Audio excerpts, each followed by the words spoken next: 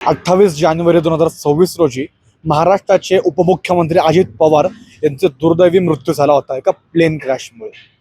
पण आता त्याच्यानंतर अनेक पैलू त्या प्लेन क्रॅशबद्दल प्रत्येकजण मांडत आला होता. काही लोक म्हणतात की हा घातपात आहे, काही लोक म्हणतात हा अपघात आहे.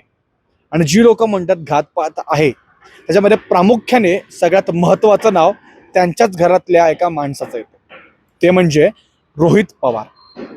रोहित पवारांचं जर तुम्हाला आठवत असेल तर मध्यंतरी रोहित पवारांनी देखील एक मोठं प्रेझेंटेशन देखील सादर केलं होतं. त्याच्या माध्यमातून रोहित पवार यांनी एक एक पैलू सगळ्यांना समजून सांगितलं होतं. प्रत्येक गोष्टीचे स्लाइड्स त्यांनी प्रेझेंटेशनच्या माध्यमातून दाखवले होते.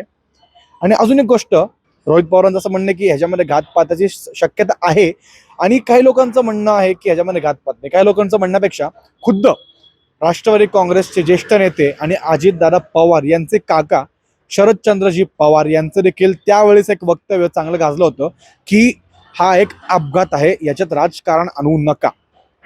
आणि इतर बरेचसे जे नेते होते, नामांकित नेते जे होते, दिग्गज नेते जे होते, त्यांचं देखील असं म्हणणं होतं की हा अपघात आहे.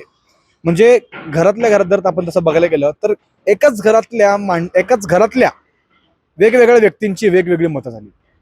म्हणजे पवार घराण्याबद्दल जर आपण बोलायला गेलो तर एकाच घरात एकाचं म्हणणं आहे की तो घातपात आहे, एकाच घरात एकाचं म्हणणं आहे की तो अपघात आहे. मात्र आता या गोष्टींसाठी आपल्याला मिळालेल्या माहितीनुसार रोहित पवार दिल्लीमध्ये आहेत आणि दिल्लीमध्ये बंद दाराआड त्यांच्या विविध चर्चा देखील चालू आहेत. या गोष्टीसाठी इंटेलिजन्स टीमच्या माध्यमातून एक वेगळा सर्वे म्हणण्यापेक्षा एक सर्च की ही घटना जी झाली होती अजित पवारांसोबत, याच्यासाठी किंवा ह्याचा एक व्यवस्थित पाठपुरावा आणि छडा लावण्यासाठी रोहित पवार हे जे आहेत ते दिल्लीमध्ये असल्याची माहिती आपल्याला मिळते. आणि अजून एक गोष्ट म्हणजे बंद दाराआड नेमक्या अशा काय चर्चा चालू असतील ह्याच्याकडे सर्वांचंच लक्ष लागून आहे. तुम्हाला देखील काय वाटतंय की उपमुख्यमंत्री अजित पवार यांचा प्लेन क्रॅश एक घातपात होता का अपघात होता? आम्हाला कमेंट्सच्या माध्यमातून सांगायला विसरू नका आणि पाहत राहा न्यूज डॉट्स.